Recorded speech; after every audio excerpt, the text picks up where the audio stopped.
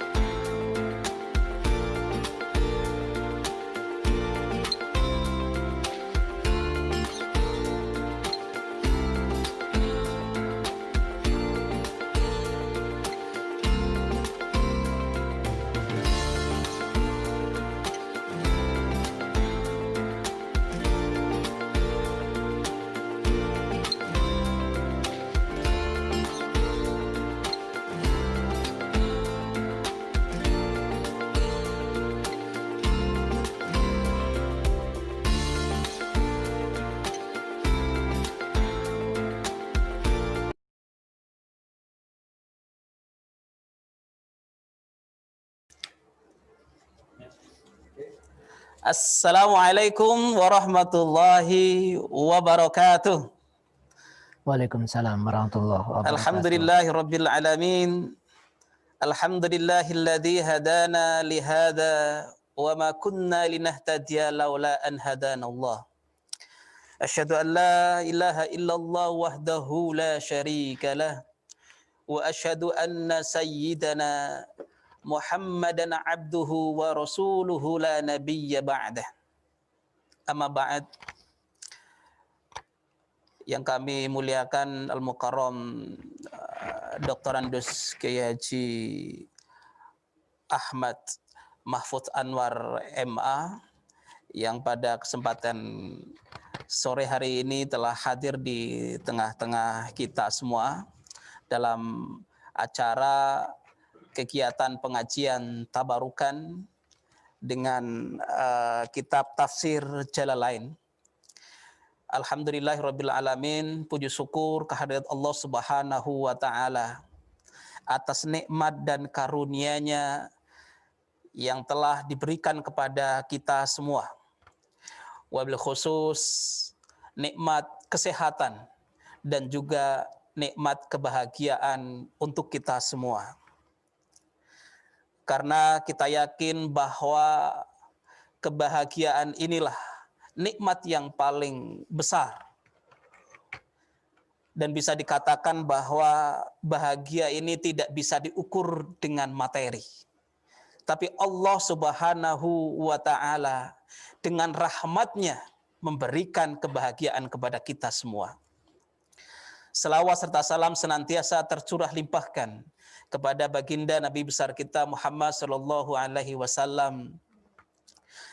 Besar berharap mudah-mudahan kita semua, wabil khusus para jamaah yang hadir secara virtual atau yang hadir di studio pesantren Al-Hamidiyah mendapat syafaatul uzma di yaumil akhir nanti. Amin ya rabbal alamin. Baik para jamaah yang kami muliakan, hari ini kita mulai pengajian kembali setelah beberapa pekan kita jeda karena ada perbaikan sarana dan lain-lain. Ya, untuk itu pada hari ini kita mulai kembali pengajian rutin, pengajian tabarukan, dan dijadwalkan di awal pertemuan ini yaitu di bulan Januari 2021. Mudah-mudahan ini mengawali keberkahan kita di pengajian ini wabil khusus dan secara keseluruhan, secara umum untuk jamaah kita yang hadir di pengajian ini. Baik Pak Yai, Assalamualaikum Pak Yai. Waalaikumsalam warahmatullahi wabarakatuh. Ya, apa kabar Pak Yai, sehat? Alhamdulillah sehat. Ya, ini kita sudah 1 tahun ini, anggapnya 1 tahun ini nggak ketemu sejak tahun 2020. Tahun 2020 kemarin, kemudian kita kembali lagi di Januari hari ini di tanggal 22 Januari 2001. Nah, kami juga mengucapkan selamat berbahagia juga ini untuk Pak Yai yang beberapa hari kemarin telah menikahkan putrinya, Mbak Sinten Mbak Yai? Lia. Mbak Lia, ya, yang telah menikahkan putrinya yaitu Mbak Lia. Mudah-mudahan kita doakan, mohon para jamaah semua mendoakan, mudah-mudahan putri beliau yang telah dinikahkan pada beberapa minggu yang lalu menjadi keluarga sakinah, mawaddah, warahmah. Mudah-mudahan segera diberikan keturunan yang soleh dan solehah, dan mudah-mudahan menambah keberkahan bagi keluarga Pak Yai. Mudah-mudahan Pak Yai selama liburan atau selama akhir dan awal tahun ini kegiatan apa Pak Yai? Mungkin sebelum mengaji sebentar. Biasa kegiatan taklim di masjid-masjid, sama kalau siang ngajar di aliyah virtual PDR. Kalau malam yang ngajar kaji. Nah, kegiatan rutin aja. Alhamdulillah, tapi Ya. taklim juga masih jalan. Saya Alhamdulillah masih jalan. lihat juga taklim di hari Ahad pagi juga alhamdulillah dengan masyarakat sekitar aktif Pak ya. Alhamdulillah. Alhamdulillah. Oh iya Pak Ye, sebelum kita mengawali di tafsir jalan lain dari para jamaah semua, sebelum tolong mohon disiapkan semua kitab tafsir jalan lain. Jadi akan kita kaji pada sore hari ini adalah kitab tafsir jalan lain yang akan dibimbing oleh kita tabaruk kepada Al-Mukarram Kiai Haji Ahmad Mahfuz Anwar pada sore hari ini, ya, yaitu kitab tafsir jalan lain, ya. Kenapa jalan lain? Nanti beliau sendiri akan menjelaskan, ya, apakah itu dari mu'allifani yang ada ini Jalaluddin dan Jalaluddin Abdul Muhammad bin Ahmad, Jalaluddin Abdurrahman bin Abu Bakar, ya, atau ada cerita lain, tapi insya Allah nanti akan kita kaji lebih dalam. Jamaah semuanya, kita akan mengkaji tentang temanya adalah tentang sumber daya manusia, ya, tentang sumber daya manusia, yaitu di surat An-Nisa, ya, surat An-Nisa ayat 9 dan surat At-Taubah ayat 105. Ya, kami ulangi lagi bahwa tema pada sore hari ini adalah kitab tafsir jalan lain dengan tema pengembangan sumber daya manusia berkualitas. Pengembangan sumber daya manusia berkualitas ada pada surat An-Nisa ayat 9 dan surat At-Taubah ayat 105. Mungkin para jamaah bisa membuka di kitabnya di halaman 89 dan juga di halaman 112, ya. Barangkali ada yang berbeda tapi acuannya ini pada ayat saja, ya, yaitu An-Nisa ayat 9 dan juga At-Taubah ayat 105. Ya, silakan disiapkan kitabnya, ya, kitab tafsir jalan lain, kemudian tanda alat tulisnya, ya, alat tulisnya silahkan disiapkan, ya, sehingga apa nanti yang akan disampaikan oleh Pak Yai, ya, bisa dicatat oleh jamaah semua, ya. Untuk itu kepada yang kami hormat Al-Mukarram Kiai Haji Ahmad Mahfuz Anwar MA dengan segala hormat untuk menyampaikan materinya pada sore hari ini. Kita semua akan mendengarkan dengan hikmat.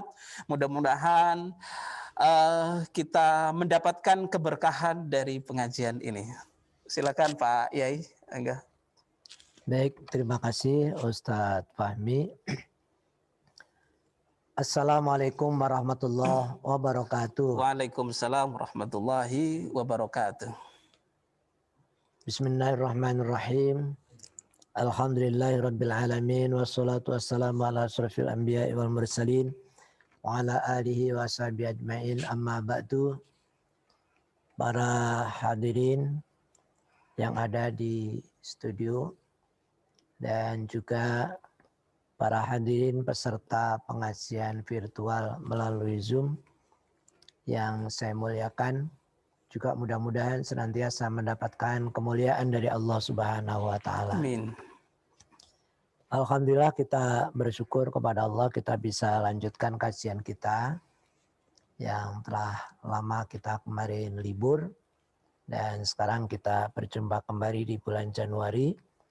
Mudah-mudahan apa yang kita lakukan pada hari ini dicatat sebagai amal soleh oleh Allah Subhanahu wa taala.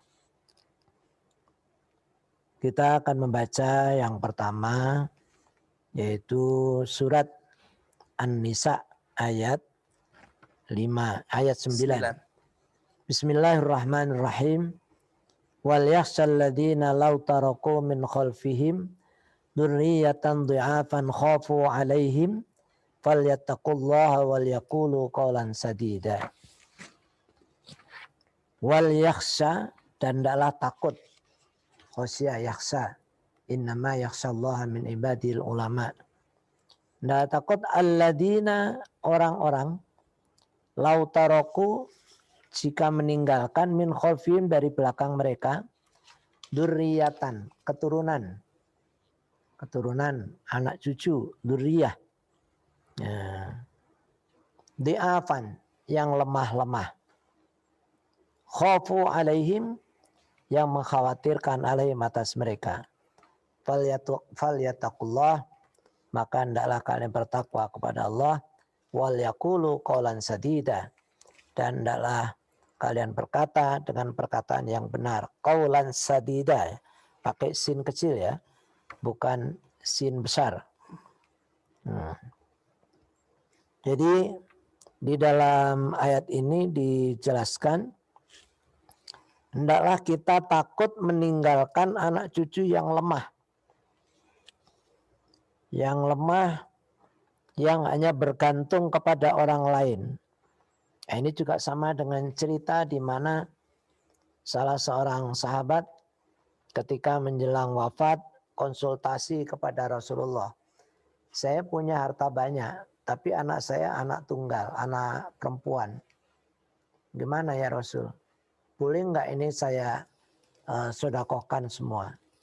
Jawab Rasul, jangan. Gimana kalau setengahnya? Jangan. Nah, karena setengah itu banyak. Ya kalau hartanya 10 miliar, ini orang kaya ya. 10 miliar, setengahnya 5 miliar. Gimana kalau sepertiganya saja? Jawab Nabi, ya sepertiganya saja. Tidak apa-apa sepertiga. Kenapa alasannya kok masih ditinggalkan? Kalau sepertiga dari 10 miliar aja, ya sekitar 3,5 miliar. Walaupun dia anak perempuan, tetap masih membutuhkan harta. Ya, harta. Jadi ceritanya ayat ini sebenarnya adalah cerita anak yatim. Jadi jangan sampai kita meninggalkan anak-anak yang masih kecil-kecil. Anak yatim ya, anak yatim itu anak yang belum balik, yang belum dewasa. Yang belum bisa mandiri. Nanti kasihan anak-anaknya. Jadi janganlah kalian meninggalkan itu min khalfihim ay ba'da mautihim. Sepeninggalnya. Jadi sepeninggal manusia, sepeninggal orang ini jangan meninggalkan auladan sighara. Anak-anak yang masih kecil-kecil ya. Jadi dzurriyyatan di'afan ini. Anak-anak yang masih kecil khafu alaihim adya yang dikhawatirkan nanti akan tersia-sia. Ya, kalau anak-anak kecil udah ditinggal mati oleh orang tuanya, nanti tidak ada yang rawat. Ya, kalau zaman sekarang paling dimasukkan panti asuhan. Ya tentunya panti asuhan dengan asuhan orang tuanya sendiri ya berbeda. Nah, oleh karena itu ini juga panjang kaitannya. Makanya kalau menikah jangan terlalu tua. Ya, jangan sampai umur 40, 50 baru nikah. Nanti kasihan anaknya masih kecil-kecil udah tinggal mati. Kan walaupun kita nggak tahu umur itu Allah yang nentuin ya. Tapi kan umur rata-rata umatnya Nabi itu kan 63. Jadi antara 60-70. Kita bisa memprediksi, bisa menghitung berapa tahun lagi. Kalau itu toh umurnya umur normal. Kalau musim corona sekarang malah banyak orang yang di bawah 60 ya. Ini agar supaya jangan meninggalkan anak-anak yang nanti akan tersia-sia. Ya. Falyataqullah fi amril yatama. Ya, oleh karena itu adalah kalian takut kepada Allah dalam urusan anak yatim ini. Jadi agar supaya keturunan kita ini menjadi anak-anak yang baik. Oleh karena itu bagaimana agar supaya kita mempunyai keturunan yang baik. Ya agar supaya kita bisa mendidik. Kalau anak kita kebersamaan dengan kita lama, maka kita masih bisa mendidik, bisa mendampingi ya. Bisa mendampingi anak-anak kita. Syukur-syukur nanti sampai menikah, sampai punya anak, sehingga kita punya cucu ya. Itu harapan di dalam ayat ini. Jadi walhasil bahwa yang pertama dimaksudkan adalah kita manusia diperintahkan untuk menikah. Ya, biasa kan ya maksyarat sabab manisato aminkumul ba'ata falyatazawwad. Wahai para pemuda, kalau kamu sudah punya biaya, sudah punya ongkos, segera menikah. Ya, fa innahu aghadul basar wa ahsanul farji. Karena sesungguhnya orang yang menikah itu bisa menjaga pandangan mata. Jadi istilahnya kalau anak sekarang tidak mata keranjang lagi. Itu kenapa anak-anak muda, anak remaja yang belum nikah mata keranjang? Ya karena dia belum punya. Kalau udah punya, insya Allah nanti sudah qurrat a'yun, ya sudah tertuju sama istrinya saja. Oleh karena itu diperintahkan untuk menikah di dalam Islam. Jadi kita tidak boleh tidak nikah seperti di agama lain ya atau di kelompok lain. Ya di dalam Islam tidak boleh kita tidak nikah apapun alasannya. Ya kecuali kalau darurat misalnya karena sakit ya atau karena orang laki-laki itunya tidak bisa berdiri, itu malah tidak boleh menikah. Karena kalau menikah nanti menyiksa istrinya. Ya, jadi orang menikah tidak boleh menyiksa istrinya ya. Jadi kita harus membahagiakan istrinya. Oleh karena itu, dalam kondisi normal orang muslim diwajibkan untuk menikah. Kalau sudah menikah tujuannya apa? Selain untuk litaskunu ilaiha agar supaya kita menjadi sakinah, menjadi tentram, agar supaya kita litanasul, regenerasi. Jadi orang nikah itu harus bertujuan punya anak. Jangan sampai menikah tapi nggak mau punya anak. Saya mau nikah dengan kamu tapi nggak punya anak ya. Nah itu tidak boleh. Nah kalau di barat banyak orang-orang yang alasannya mengejar karir, kemudian dia menikah tapi nggak mau punya anak. Ini bertentangan dengan syariat Islam, dengan ajaran Islam. Jadi litanasul untuk regenerasi. Nah ketika sudah generasi, agar supaya dijaga generasinya ini jangan sampai generasi yang lemah jasmani, lemah rohani. Ya lemah jasmaninya ya mungkin karena kurang gizi, kurang makan. Ya rohaninya kurang pendidikannya. Nah, oleh karena itu jadi kebutuhan jasmani dan rohani harus dipikirkan betul agar supaya anak-anak kita ini menjadi anak-anak yang soleh dan solihah. Wa yaqulu qawlan sadida, dan adalah kalian ini berkata dengan perkataan yang benar. Ya, sadida ay sawaba. Jadi kalau kita berbicara dengan anak, maka ya kita harus jujur, tidak boleh bohong. Ya, itu asalnya. Nah, secara umum bahwa kita ini sebagai manusia kita tidak boleh bohong, harus berkata yang benar, jujur. Apa yang kita ucapkan, apa yang kita katakan harus sama dengan faktanya, dengan realitanya. Ini kunci daripada keberhasilan atau kesuksesan dalam hidup. Kalau kita bicara SDM, ya sumber daya manusia, secara umum ya SDM yang baik itu ya SDM yang jujur. Ya di samping yang tidak lemah, berarti yang kuat ya, yang kuat jasmaninya dan kuat rohaninya atau kuat mentalnya. Nah, kuat mentalnya itu apa? Ya kuat mentalnya paling tidak indikatornya agamanya kuat.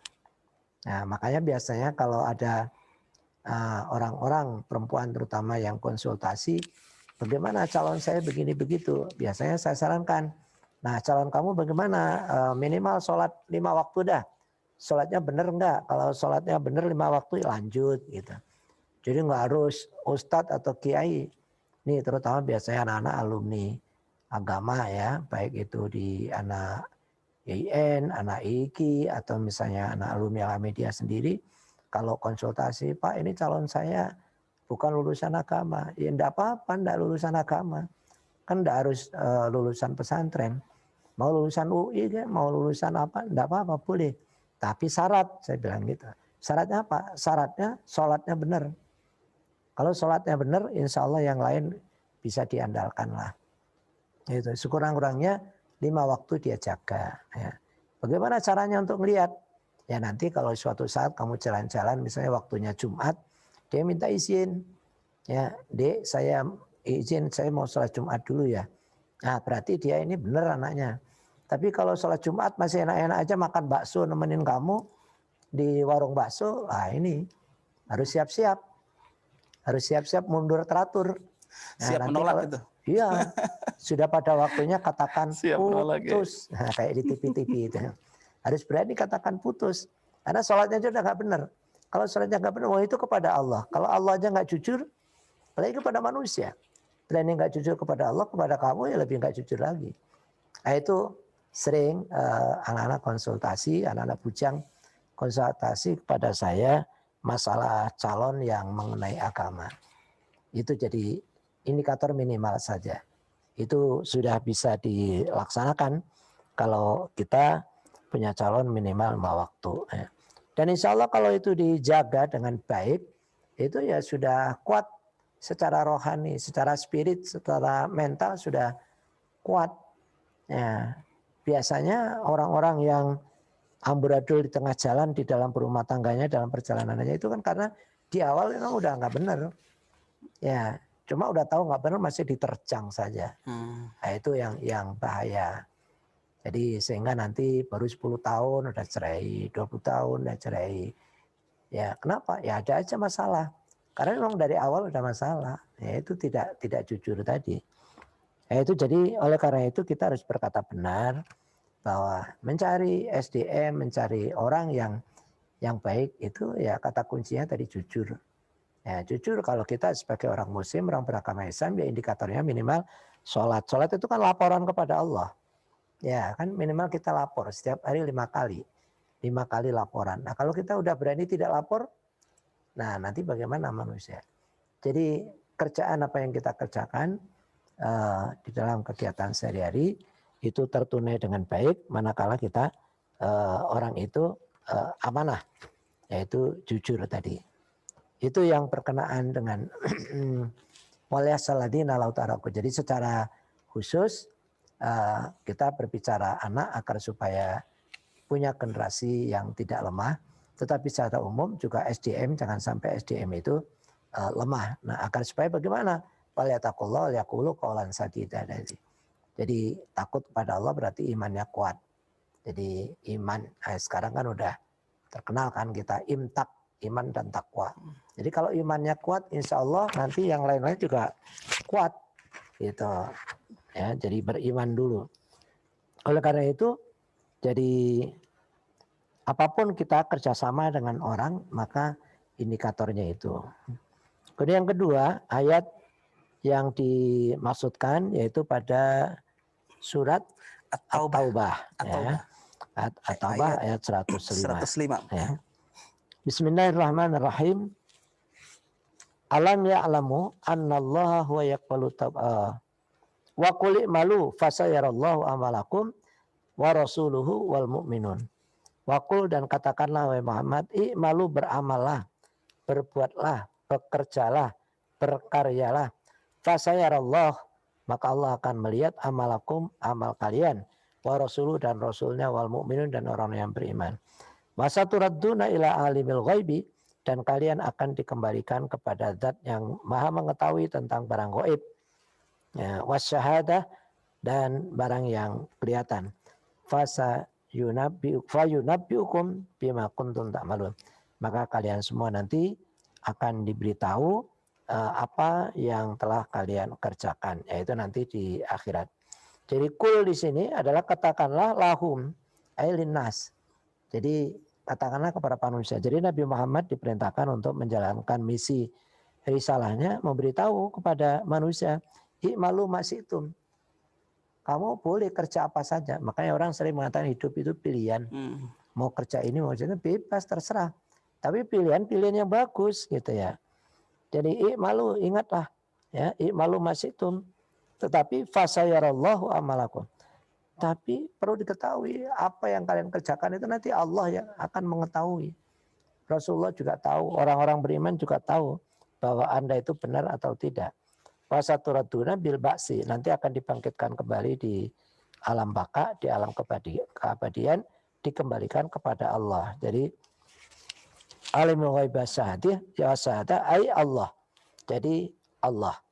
Nah, ketika kita dipertemukan dengan Allah nanti kita akan diberitahu, nah kamu waktu di dunia dulu berbuat ini, berbuat itu. Kalau berbuat baik akan diberitahu oleh Allah kebaikannya.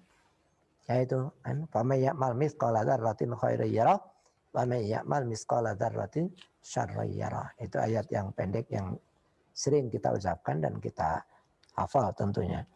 Oleh karena itu, Bapak dan Ibu sekalian yang dimuliakan oleh Allah, bahwa ayat ini sungguh sangat menginspirasi buat kita semua, bahwa kita di dunia ini bebas kok, mau bekerja apa, nggak ada yang melarang. Boleh-boleh saja.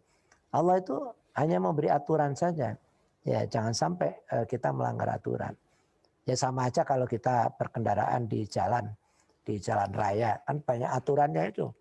Ya kalau di Indonesia kita jalan harus sebelah kiri kan gitu. Kita nggak boleh jalan sebelah kanan, nanti tabrakan. Yang dari sana sebelah kanan, dari sini sebelah kiri. Nah, jadi sebelah kiri semua akhirnya. Jadi nggak akan tabrakan. Itu kan aturan. Kemudian nanti ada aturan tidak boleh parkir sembarangan. Ada aturan lampu hijau, merah, kuning, dan seterusnya. Itu semua diatur. Kalau kita sebagai manusia, sebagai warga negara yang baik, kita patuh, insya Allah akan sedikit kecelakaan di jalan itu. Kenapa setiap hari terjadi kecelakaan? Ya tadi diantaranya kedisiplinan mengikuti aturan kurang dipatuhi. Ini kan aturan manusia. Aturan manusia saja sudah berdampak luar biasa. Coba misalnya kalau ada orang lampu merah ditabrak saja, dilibas saja. Apa yang terjadi? Kecelakaan. Kecelakaan dan tabrakan, Pak Yai. Tabrakan. Iya. Siapa yang rugi? Ya kedua belah pihak. Ya. Ya, semua akan terkena ruginya nih Pak Yai. Semua akan terdampak. Betul. Dari akibat pelanggaran aturan. Dan demikian juga pelanggaran aturan Allah. Kalau melanggar aturan Allah pasti akan berdampak. Dan siapa yang merasakan dampaknya? Yang merasakan dampaknya tidak hanya sendiri. Bukan hanya pelaku saja. Kayak tadi, orang yang nabrak lampu merah. Ketika nabrak pengendara dari arah sana, mungkin yang dari sana udah benar. Dia udah berbuat benar. Tapi kan ada orang lain yang berbuat salah, berdampak kepada dia. Nah, oleh karena itu juga, bahwa apabila kita melanggar aturan Allah, juga itu akan berdampak kepada orang lain. Betul. Ya ini juga hampir sepadan dengan ayat yang lain. Dharal fasadu fil barri wal bahri bima kasabat ayatin nas liyudhiqahum ba'dalladzi amilu la'allahum yarji'un. Jadi kerusakan, bencana ya, baik di daratan maupun di lautan, fil barri wal bahri bima kasabat ayatin nas.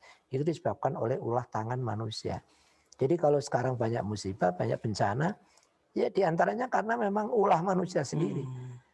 Jadi Allah itu kan hanya menjalankan hukumnya saja. Ya, jadi orang melanggar ya kena hukum.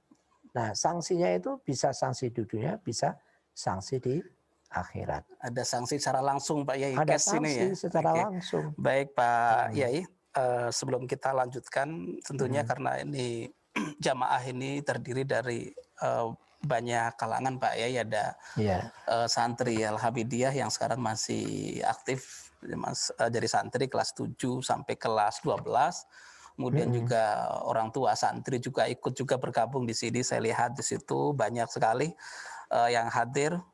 Ya, Bapak Ibu, terima kasih sudah berkenan ikut hadir di pengajian tabarukan setiap hari Jumat. Mudah-mudahan di Jumat berikutnya bisa hadir kembali.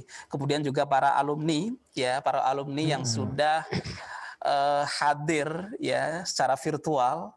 Ya, memang alumni Hamudiyah ini sudah tersebar di seluruh Nusantara Pak Yai. Bahkan informasi terbaru ini yang lulus kemarin ini dari kelas 12 MAPK itu sudah ada yang sampai ke Al-Azhar Kairo kemarin Pak Yai. Alhamdulillah. Ada kalau nggak salah ada berapa, ada 1 atau 2 santri di sana. Jadi insya Allah Alhamdulillah sudah informasinya dan juga siarnya ini sudah internasional, ya sudah internasional. Dan bahkan alumni Al-Hamudiyah yang berada di Al-Azhar di Kairo, mereka sudah punya komunitas tersendiri, ya komunitas tersendiri gitu. Kami juga bangga sekali. Maka kepada seluruh alumni kami ucapkan terima kasih atas bergabungnya kehadirannya di pengajian ini. Mudah-mudahan tambah semangat, kemudian tambah mengobati kangennya kalian kepada guru kalian, yaitu Al-Mukarram Kiai Haji Ahmad Mahfuz Anwar MA, yang pada hari ini menjadi narasumber di kitab tafsir Jalalain. Mungkin di waktu pas saat menjadi santri seringkali ngaji dengan beliau baik di masjid atau datang langsung ke rumah. Pak Yai, tadi kita mengkaji pertama di surat An-Nisa nih, Pak Yai. Surat An-Nisa ayat 9. Kemudian juga At-Taubah ayat 105. Jadi di situ tadi untuk An-Nisa ini lebih menjelaskan tentang pernikahan tadi ya. Jadi rambu-rambu Rasulullah itu antara usia berapa Pak ya? 50 ke 70 Pak ya. Iya, jadi di sini tentunya juga banyak para jamaah baik alumni ataupun jamaah umum yang mungkin ingin mendapatkan pencerahan lah. Inilah insya Allah yang para hadir di sini mendapatkan pencerahan dari Pak Yai. Kira-kira kalau jodoh itu di usia berapa dan lain sebagainya. Kemudian mencari jodoh itu ada kriterianya tadi. Salah satunya adalah triknya bagaimana calon ini taat dengan ibadah kepada Allah atau tidak, minimal itu Pak Yai ya.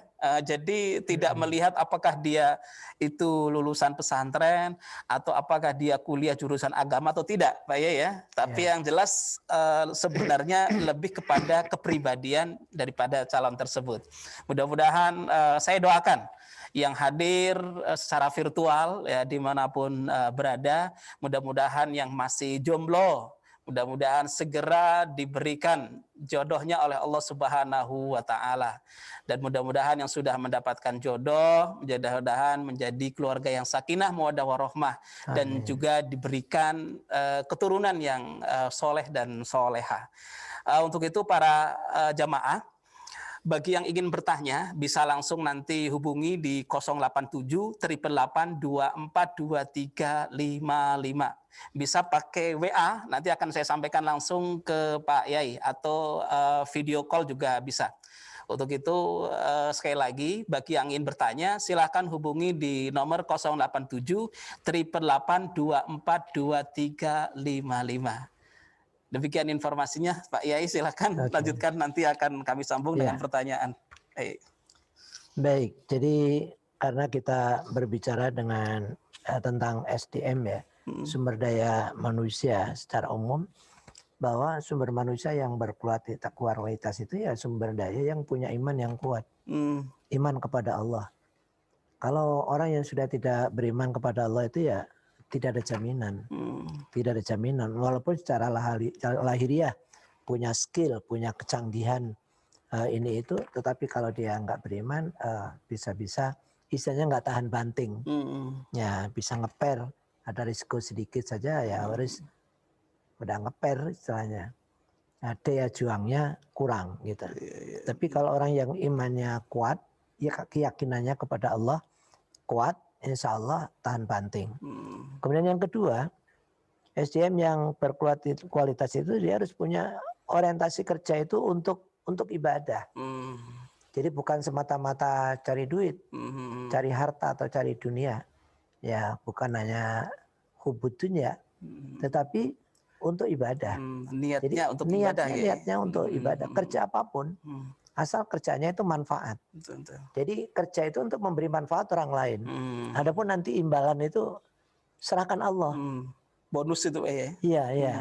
Jadi kalau misalnya Anda bekerja, ya kemudian dia orang itu atau Anda bekerja niatnya untuk ibadah, yang ngasih gaji itu Allah. Lewat perusahaannya Instansi atau terkait. lewat kantornya, atau lewat institusinya. Itu kan hanya cara saja. Betul. Ya, hanya cara. Tapi kan wayarzuqhu min haitsu la yahtasib. Jadi lagi-lagi Allah itu memberi rezeki itu ya dari jalan yang tidak terduga. Jadi banyak jalan. Ibaratnya keran yang disediakan oleh Allah bukan satu. Banyak kerannya. Keran di sini tutup, nanti mungkin di sana nyala. Sana ditutup, sana lagi nyala, dan begitu seterusnya. Atau mungkin nyala semua, deres jadinya rizkinya. Itu minaitul yatasi. Jadi orientasinya ibadah. Jadi bukan kerja semata-mata kerja saja, tetapi bekerja, tetapi punya nilai ibadah. Ya, untuk memberi manfaat kepada orang banyak. Kan khairun nas anfa'uhum linnas. Itu kan hadis Nabi. Jadi sebaik-baik manusia itu adalah orang yang paling banyak memberi manfaat pada orang lain. Jadi orang lain itu merasa diuntungkan. Orang yang ada di sekitarnya dia senang. Kenapa? Ya diantaranya kerjanya baik. Orang yang kerjanya baik pasti disenangi orang. Ya disenengin bosnya, disenengin atasannya, disenengin kawannya. Kalau dia kerjanya baik, kalau dalam tim, dalam sebuah tim, kerjanya baik kan temannya juga enak. Tapi kalau dia kerjanya nggak baik, nanti timnya juga nggak enak. Akan merasa terbebani. Ya misalnya satu hari harus menyelesaikan 2 poin. Tapi ternyata dia cuma 1 selesainya. Nanti yang lain nanggung. Ya sudah saya sini kerjain. Nah karena ini orang lain juga. Dalam rezeki tadi, rezeki keluarga juga begitu. Kalau meninggalkan anak yang miskin, anak yang tidak mampu, kan akhirnya jadi beban tetangga. Paling tidak beban pemerintah. Nah, akhirnya nanti pemerintah disalah-salahin. Ya, padahal kita juga yang salah. Oleh karena itu jangan membebani siapapun, mau membebani pemerintah maupun membebani tetangga. Nah, itu. Jadi orientasi kerja ibadah. Kemudian berikutnya adalah bekerja itu untuk keseimbangan jasmani dan rohani. Ya, jadi orang bekerja itu jangan hanya jasmani saja. Ya, tapi juga dipertimbangkan rohani. Oleh karena itu saya senang ada ketemu seorang alumni ya. Dia punya toko besar di Depok, itu ada toko ban. Toko ban, toko ban ya. Mungkin udah banyak yang kenal. Itu dia katanya karyawannya setiap seminggu sekali atau berapa sekali dia diajak pengajian, diajak ngaji, dikumpulin. Ya, ini kan manfaat. Betul. Jadi pembinaan rohani juga penting gitu. Saya juga punya teman dulu di Pondok Pinang, pengusaha mebel. Dia sudah kelasnya udah ekspornya ke Saudi, itu Jepara itu ya. Jadi dia Jati Jepara diimpor masih mentah, kemudian di Pondok Pinang dipoles jadi bagus, kemudian diekspor ke luar negeri. Karyawannya banyak. Itu setiap malam Jumat diajak yasinan, diajak tahlilan, dia diajak berjamaah di musola di rumahnya itu. Padahal banyak itu ya, sekitar 50 ya itu karyawannya. Itu ada space waktu digunakan untuk ngaji bareng. Ibadah. Nah, untuk ibadah. Jadi bukan hanya menuntut kamu kerja aja, tapi itu. Cari rohani juga diberikan Pak Yai. Ya, Pak Yai, kebutuhan rohani memang harus seimbang gitu ya. Betul. Apakah sudah boleh bertanya Pak Yai ini? Ada pertanyaan dari jamaah. Assalamualaikum Pak Yai, nama saya Mansur. Oke. Iya, izin bertanya. Saya usianya sudah 30 tahun. Iya. Apa ini penjelasannya? Ingin melamar seorang perempuan, tapi masih takut. Mohon pencerahannya Pak Yai.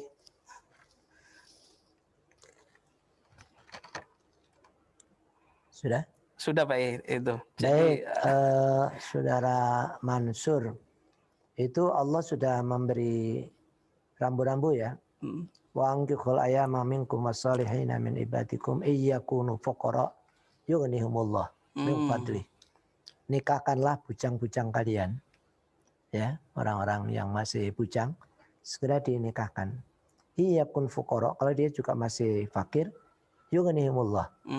Allah akan memberi kecukupan kepada mereka, kepada bujang. Ya, memang bujang itu rata-rata ya miskin. Fuqara, enggak ada bujang kaya. Bujang kaya itu bujang lapuk biasanya. Udah 40 tahun ya kaya, ya wajar aja, udah punya rumah, udah punya mobil. Wah, hebat dia calon mantu saya. Ya tapi udah umur 40 tahun. Bujang terus ya. Jadi yang ideal ya umur 25. Kalau mau nyontoh seperti Nabi idealnya 25. Lebih-lebih dikit lah. Tapi kalau bisa jangan sampai lewat 30. Ya. Kenapa saya ini rezekinya masih begini, kembang kempis ya. Gaji berapa sih? Ya nggak apa-apa, yang penting rutin. Kaji itu yang penting rutin, ya. Nanti kan selain kaji rutin kan ada templok sana templok sini kan, itu biasalah. Tadi itu yang namanya orang ya, wa yarzuqhu min haitsu la yahtasib. Jadi tidak hanya dari sumber saja, satu sumber. Jadi kalau sudah berumur 30 tahun, niatkan dengan sekuat-kuatnya, manjadda wajada. Memang harus diperjuangkan. Jangan nungguin aja masih takut. Ya kapan beraninya? Berarti keyakinan sendiri itu Pak ya? Iya, mental itu namanya mentalnya sendiri. Ya kalau sudah dapat penghasilan ya, kecuali kalau dia belum ada penghasilan tetap ya falahi bisaum, resiko. Terus puasa. Falahi bisaum, maka dia wajib puasa. Iya. Ya suruh puasa aja Senin Kemis. Bila perlu puasa Daud ya. Kenapa? Fa innahu lahu wija, puasa itu jadi perisai. Ya. Apalagi dia nggak puasa, makanannya bergizi terus, ya tiap hari minum coklat, wah itu libidonya tinggi, wah itu parah. Ya, oleh karena itu udahlah buru-buru nikah. Nikah ya. Kan nikah itu nggak harus orang yang ideal, yang cantik, yang yang macam-macam itulah. Relatif cantik itu relatif Pak ya? Relatif ya, artinya semampunya dia, biqadril imkan, semampunya, sedapatnya. Bahkan Nabi katanya kalau kamu nggak mampu budak juga nggak apa-apa. Kalau sekarang juga pembantunya tetangga juga nggak apa-apa. Ada pembantu dari Tegal, di warung Tegal, ya bu itu buat saya, nggak apa-apa, boleh aja. Lu jangan dikira kalau orang nggak mampu kemudian terus nanti akan miskin terus-terusan, belum tentu. Dengan istilahnya kalau di orang Jawa itu ada pasangan yang hebat, apalagi kalau hitung-hitungan. Ya namanya siapa? Fahmi Purnoto dengan Soleha. Oh ini dihitung-hitung ini. Yang 17, yang 13 dijumlah 10. Wah, kenapa kaya kamu nanti? Misalnya ada hitung-hitungan gitu. Ya tapi kita nggak percaya hitung-hitungan. Tapi artinya bahwa manusia itu ada potensi untuk jadi kaya. Iya kun fuqara yughnihimullah min fadli. Dari mana Allah memberi kecukupan itu, dari kekayaan itu? Min fadli, dari karunia-Nya Allah. Jadi jangan takut Allah. Kalau orang sudah beriman tidak usah takut. Tidak usah takut kepada Allah. Berarti intinya yakin aja nih Pak Yai ya. Yakin. Nah ini Mas Mansur ya. Jadi kalau intinya kata Pak Yai, ya sudah laksanakan aja, lanjutkan gitu Pak Yai ya. Yakin bahwa sampean bisa. Begitu. Mau ada pertanyaan satu lagi, ini langsung atau silakan. Mau kejelasan Pak Yai? Silakan dah. Ini datang dari Mas Bimo nih, Mas Bimo mana ini, atau alumni atau ya. Mas Bimo, Ustadz saya Mas Bimo ingin bertanya terkait tabarukan hari ini. Menurut Pak Yai, lebih baik memiliki anak yang sangat alim tapi tunggal atau memiliki banyak anak tapi ilmunya agamanya sedang aja. Nah, gimana nih? Menurut Pak Yai, lebih baik memiliki anak yang sangat alim tapi tunggal atau memiliki banyak anak tapi ilmu agamanya sedang-sedang saja? Jawabannya gampang, yang banyak anak. Oh gitu, jawabannya yang banyak anak Mas Bimo. Ya karena Rasulullah sendiri sudah menyatakan. Gitu. Ya, ini mukasirun bikumul umam. Jadi itu kan angkihu al-walud al-wadud itu kan. Pak ini mukasirun. Jadi kalau nikah itu carilah calon yang kira-kira punya banyak anak. Yaitu wah ini saudaranya 9 ini. Kalau nanti saya nikah paling tidak jadi 7 lah anaknya. Jadi saya punya anak banyak. Ya, bagaimana? Kalau anaknya 1 mungkin sampai kuliah doktor, sampai ke Madinah, atau sampai ke Ummul Qura, atau sampai ke Al-Azhar. Hanya 1. Tapi bandingannya bagaimana kalau punya anak banyak, tapi bandingannya cuma UIN Ciputat aja S1. Jadi tidak apa-apa. Lebih baik banyak. Anaknya 9, ya istilahnya agamanya pas-pasan nggak apa-apa. Ya. Siapa tahu nanti bukan anaknya tapi cucunya. Ya, jadi jangan lupa bahwa Allah itu memberi karunia tidak hanya pada anak. Makanya disebutkannya dzurriyyah. Dzurriyyat. Bukan bintun, bukan ibnun, dzurriyyah. Dzurriyyat. Dzurriyyah itu keturunan, itu bisa anak, cucu, cicit sampai ke bawah. Jadi suatu saat mungkin kita punya anak biasa-biasa aja. Anaknya 5 biasa-biasa aja. Tapi punya cucu. Kalau satu anak punya anak 3 saja, 3 kali 5 udah 15. Ya, cucunya hebat-hebat misalnya. Bisa jadi. Jadi nurunnya, cita-citanya atau doanya kenanya di cucu. Bisa. Ya, jadi jangan khawatir. Jadi tidak otomatis pasti anak saya hebat-hebat. Belum tentu. Bisa juga di cucu. Iya, jadi intinya banyak keturunan Mas Bimo. Jadi jangan khawatir, kalau banyak anak banyak rezeki katanya Pak Yai ya. Jadi semangat Mas Bimo, lanjutkan untuk memiliki banyak anak. Saya juga baru 2 nih Mas Bimo ya, saya baru 2. Mudah-mudahan cepat menyusul yang berikutnya. Yang ketiga. Yang ketiga. Pak Yai udah berapa Pak Yai? Putra dari 5. Mbak Lia udah 5 ya? Iya. Pak Yajo udah 5. Berarti intinya semakin banyak anak semakin baik. Begitu insya Allah Pak Yajo ya. Iya. Iya. 1 tahun 1 berarti unji gitu kata orang Jawa itu. Setahun siji. Jadi kalau 5 tahun berarti 5. Iya. Makanya kalau bisa sebelum umur 30, kenapa sebelum umur 30? Durasi untuk punya anak itu panjang. Tapi kalau sudah di atas 30, nanti kan 40 udah di stop sama bidan. Sama dokter, Bu, udah jangan bikin anak lagi dah. Stop aja gitu kan, karena risikonya tinggi. Tapi kalau dari 20 sampai 30, 1 tahun sekali aja udah berapa? Ya, udah 10. 10 tahun. Tapi mungkin terukur kali Pak ya. Sebanyak-banyak tentu tapi ya. terukur gitu. Misalkan, harus tahu diri lah. Betul lah. Betul. Tapi semangat Mas Bimo, insya Allah banyak anak, banyak keberkahan dari keluarga itu. Silakan Pak Yai, kita waktunya tinggal 5 menit lagi Pak Yai. Oh iya. Baik, jadi saya tambahkan lagi. Jadi SDM yang unggul, SDM yang berkualitas itu adalah SDM yang dia berusaha mencari rezeki yang halal. Kalau itu ada orang masih doyan barang haram, nah itu susah. Makanya kenapa di perusahaan-perusahaan kadang-kadang banyak tikus-tikusnya, istilahnya.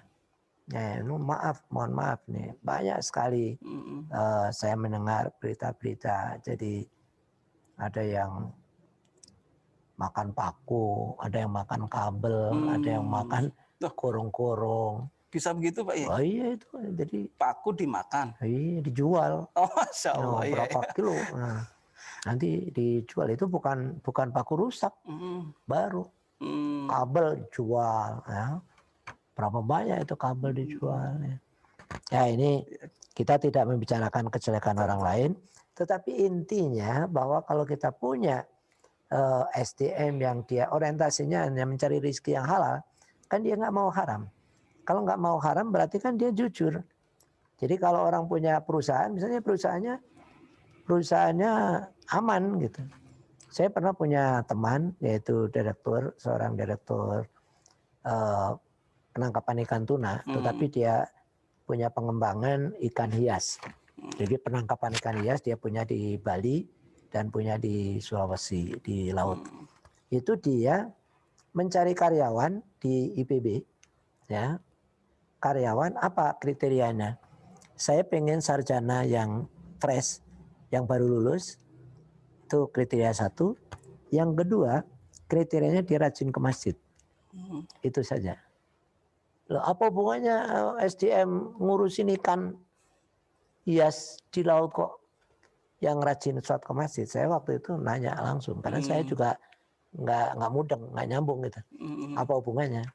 Nah, dia cerita, karyawan saya dulu, ya, yang di perusahaan satunya, saya sering dikibulin karena dia kan tinggal di Jakarta, di Rawabelong situ. Di Jakarta dia hanya via telepon saja.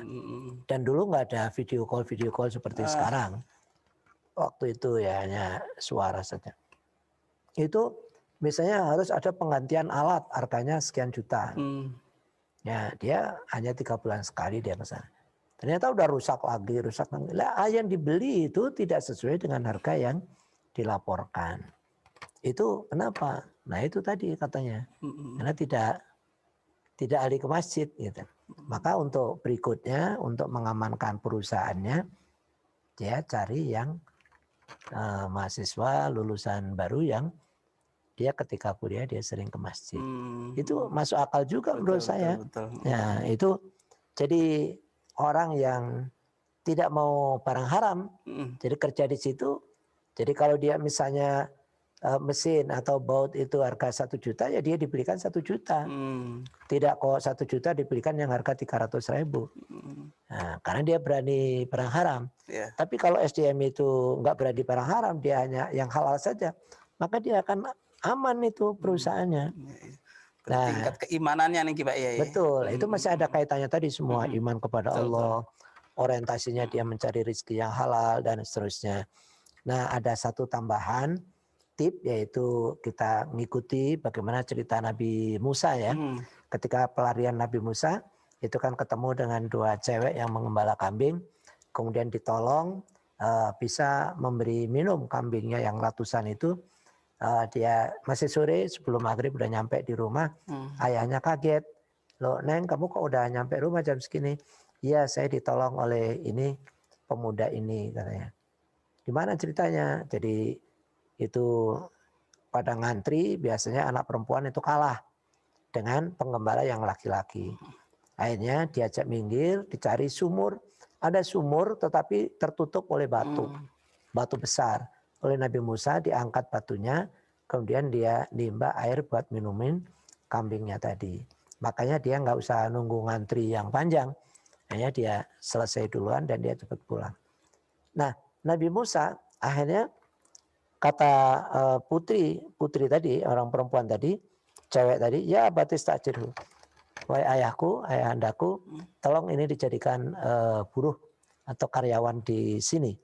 Inna khaira man ista'jatal qawil amin. Karena sungguhnya sebaik-baik karyawan itu orang yang kuat dan amin, al-amin, dapat dipercaya. Apa kriteria itu diambil? Qawiyun, karena dia tadi mampu ngangkat batu yang besar di atas sumur tadi yang tertutup. Qawiyun, kuat. Jadi secara fisik, secara jasmani kuat. Jadi manusia ini diharapkan semuanya sehat dan kuat. Gitu. Jadi jangan hanya ibadahnya saja yang kuat, fisiknya juga perlu kuat. Al-amin, amin dapat dipercaya. Kenapa? Ketika Nabi Musa berjalan, itu di belakangnya anak cewek tadi. Nah itu di padang pasir kan biasa angin kenceng kan. Angin kenceng, itu roknya tersingkap. Dia ngelihat kakinya lah. Auratnya. Nah, auratnya anak perempuan. Wah, kalau Pak Fahmi gitu astagfirullahaladzim gitu ya. Gitu, begitu angin berhenti kok nggak ada angin lagi ya. Kalau Ustaz Fahmi. Nabi Musa enggak. Neng, aku nggak mau jalan di belakang, kamu aja yang di belakang, saya di depan. Kamu setir aja mau kanan kiri nyampe rumahmu. Jadi karena dia tidak mau di belakang, itu menunjukkan bahwa dia amanah. Iya, Gitu. betul. Dia Baik tidak itu mau tergoda. ngetesnya begitu Pak Yai. Iya. Iya Pak Yai, mohon maaf ini kita waktunya ini sudah habis nih, sudah lebih dari 2 menit.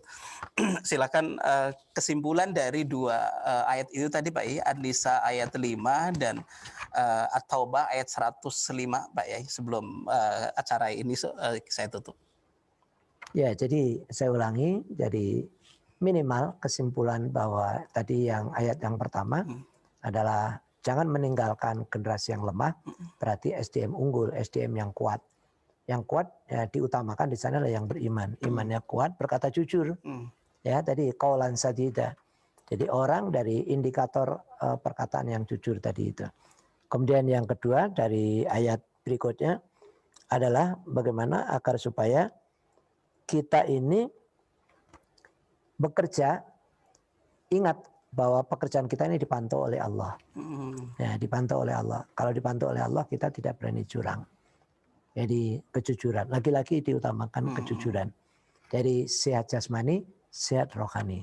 Tidak hanya jasmani saja, tidak hanya skill lahiriah saja, tapi juga mental spiritual itu diutamakan. Saya rasa itu. Ya.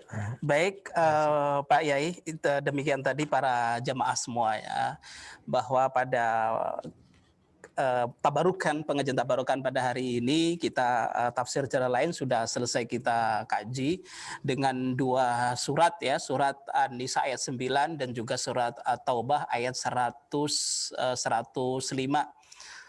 Untuk itu sebelum terakhir ya, bahwa kegiatan ini sudah berjalan, sudah aktif kembali, maka para jamaah semuanya dari manapun berharap minggu depan, Jumat depan bisa hadir lagi di waktu, di hari dan jam yang sama, yaitu ba'da asar, setiap ba'da asar hari Jumat pukul 16 sampai pukul 17. Insya Allah menjadi keberkahan buat kita semua. Terima kasih para jamaah, para alumni, para santri, para orang tua santri, dan juga jamaah umum yang ikut hadir di pengajian virtual ini. Dan juga wabil khusus tadi yang sudah bertanya Mas Mansur, pertama Mas Mansur ya, jadi intinya jangan takut menikah ya, rezeki Allah yang ngatur ya, walaupun sudah usia 30 silahkan ya segera menikah. Kemudian yang kedua tadi ada Mas Bimo ya, silahkan semangat ya, lanjutkan, jangan takut punya banyak anak, Pak ya, gitu Pak ya. Lebih punya banyak anak itu baik, begitu Pak ya. Ya. Begitu. Dan juga jamaah lain yang belum belum disampaikan, kami ucapkan, kami mohon maaf yang sebesar-besarnya karena waktulah yang menentukan di forum ini. Mudah-mudahan di kesempatan yang akan datang bisa disampaikan ke Pak Yai.